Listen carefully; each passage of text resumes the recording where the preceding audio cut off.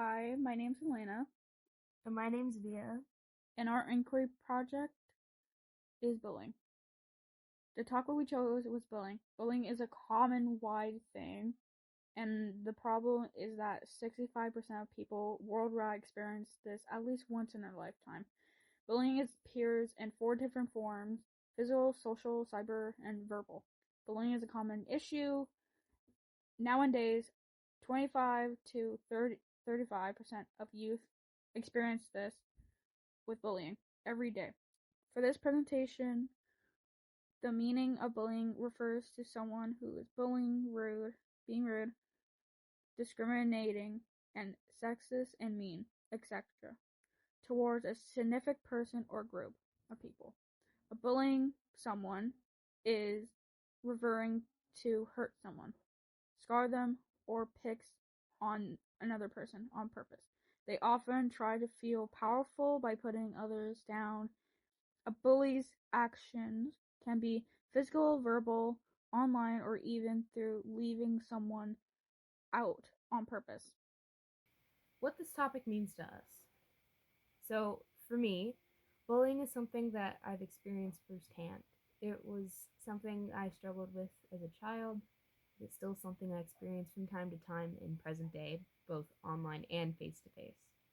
Bullying has always made me feel small, as if I wasn't worth anything. Bullying was something that held me down a lot when I was younger, and it could be something that had a huge effect on my mental health. Bullying for me has been difficult in school and out of school. I've been bullied many times. One incident ended up me in the hospital with a lot of stitches on my head. Now I have a scar because of it. And we need to change this, I feel like, to make sure everyone is safe and not hurt, like, or end up dead by this. Why we picked this topic? We decided on the topic of bullying because it's a very talked about and common issue to this day. Bullying always has and always will be an issue. For thousands of years, people all around the world have experienced it. It's a problem that has an effect on more than 50% of teens ages 13 to 17. Every 5 out of 10 teen is or has experienced some form of bullying, whether it being physical, mental, verbal, or online. Why did we choose the people we did? We chose the people we did because we felt like they would be great for this topic by what they do. Since bullying is a wide topic, it's common for mostly everyone to know about it at least once in their life, have experienced it. For us, it didn't seem necessarily matter who we went to because it's everyone has dealt it at least once in their life, and it matters about the response to, and it also matters that they why and what happened with their experience and what their personal thoughts on and opinions on the topic. Who we reached out to, for me, I reached out to Mr. Drysdale, the 2D art teacher, and Miss Hickman. She helped me with my homework. For me, I reached out to Joe Lutt. She's a close friend of mine. And I reached out to Aviana Smith, and she's a friend of mine. Questions we asked. What personal experiences do you have with bullying? How did this experience affect you emotionally, mentally, physically, etc.? And what were some of the strategies / coping techniques you used to deal with your bullying experience or experiences?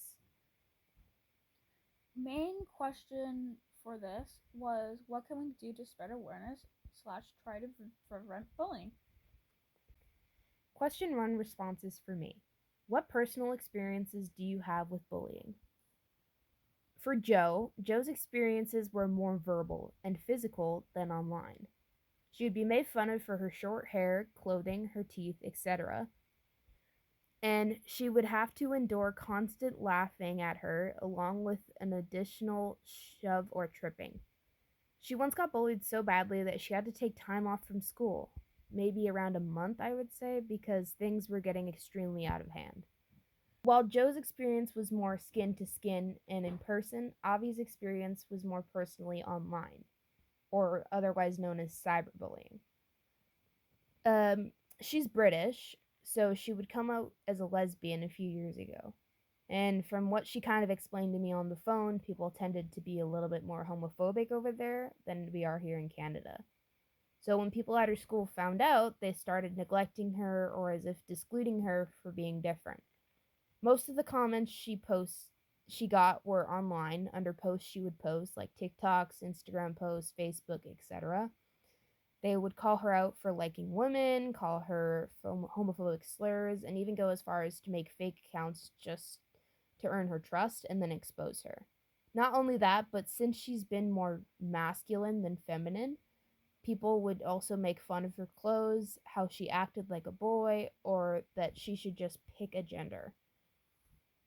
For me, I asked Mr. Drysdale. In middle school, he was bullied physically and he had to fight someone. But one day he decided to stand up, and it felt better after he dealt with the bully. And he has also another experience. He has three children, and one of them were being bullied while at a swimming pool. So he saw someone picking on his daughter, and so he felt like outrage and ended up telling the kid to stop bullying his daughter. And different was Miss McMinn. When she was in eighth grade, she was in the basketball team, and they had to play against another school. And on that team were a girl who had been very rude and mean. She would push people around and willing to fight anyone she wanted, and she remembered being very scared of this girl, and she thought she would target her as a victim. Question 2 responses. How did this experience or experiences affected you? Emotionally, mentally, physically, etc. For Joe, it left some really deep scars, leaving her to develop some really bad trust issues. She's now very wary of trusting new people, and she's been really good at putting a wall up around herself until she feels comfortable letting it down. She mentioned to me that she thinks back on these experiences and they make her feel really anxious and sad. These feelings from the past accounts make her really worked up and sometimes have full on panic attacks. Um, yeah, every time she thinks back on it, it just makes her really, really depressed and anxious. And for Avi, she said she had a hard time feeling confident with her sexuality, especially after coming out. She often felt like it was wrong to like women the way she did, like it was a mistake that would make her stand out and different from others around her.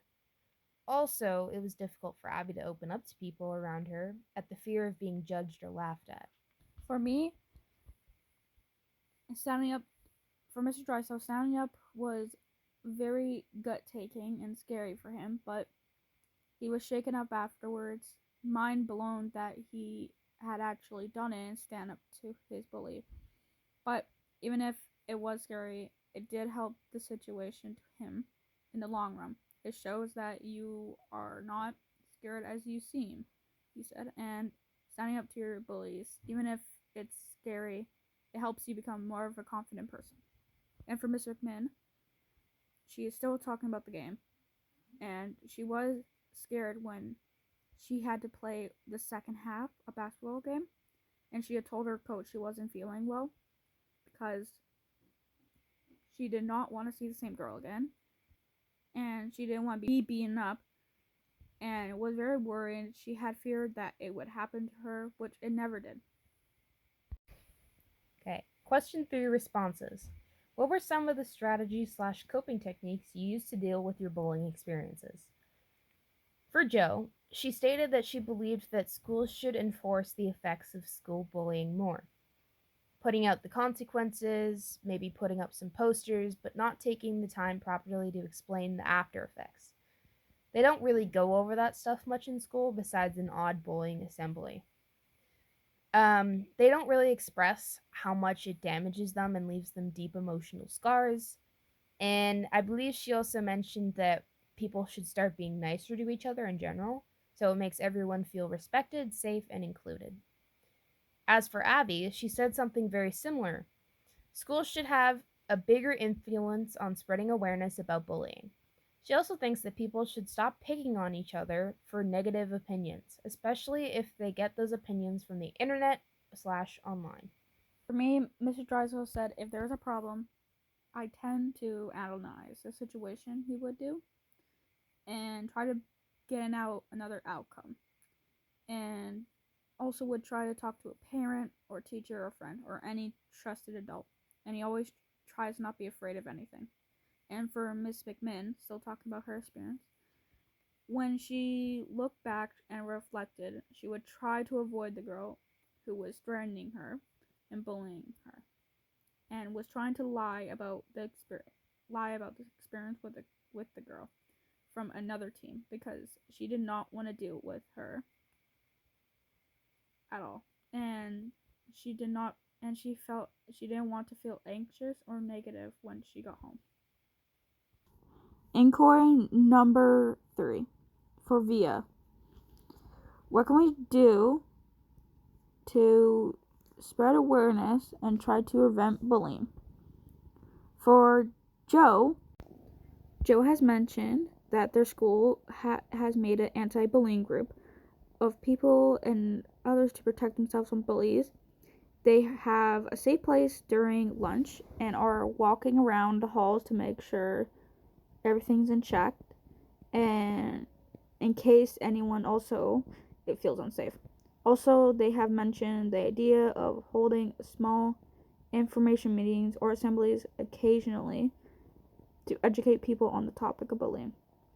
And for Ava, thinks we should create an inclusive space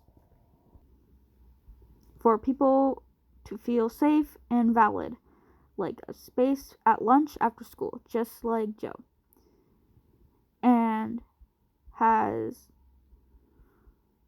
and where people could come and just be themselves away from negative people and thoughts. She thinks it could be good to have a school anti-bullying club. The club's goal is to spread awareness about bullying, and this could mean by handing out flyers and all such things.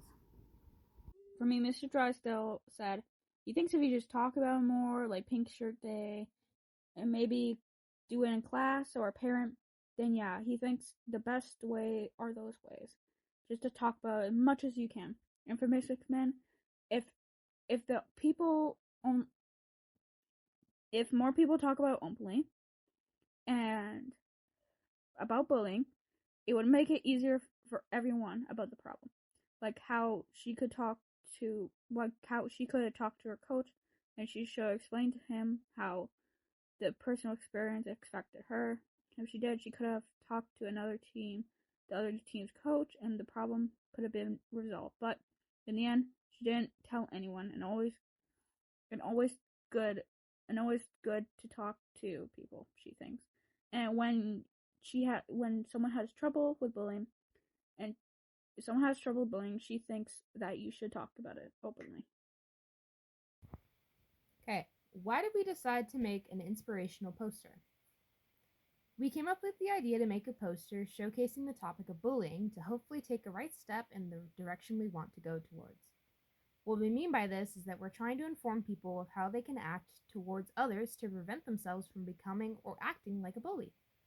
The poster isn't so much describing what bullying is in general, but more about how to act right and not to be mean or rude in a rude manner. It's to educate others on proper ways to make everyone feel included, safe, and just to bring people together instead of drive them apart. The poster we made is shown on screen right now. This poster was made using commonly used words to describe a bully. Toxic, the word toxic in this sense is referring to someone who acts rudely or spreads around negative energy and all sorts. This could be poking fun at someone, naming calling, bad mood, and always mad or frustrated, or just always negative in general. And so the poster says, "Do not be the bully. The do not be the bully. The be Don't be the bully. Be the solution. T stands for treat others fairly and with respect. O stands for offer support and kindness. X stands for out. X X out.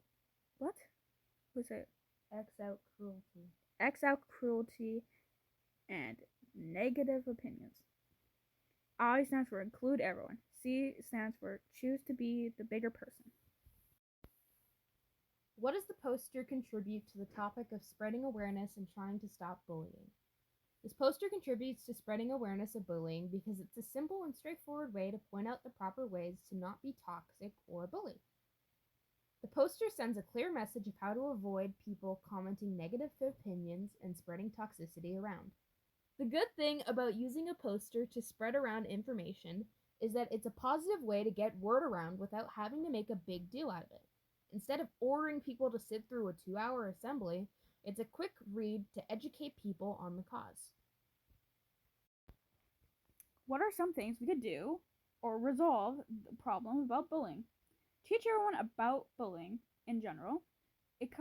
Educate other students about speaking up when they see a bully or it's happening to them. Give people a safe place to talk about when or if they have experienced a bully. Support and listen to kids who are being bullied.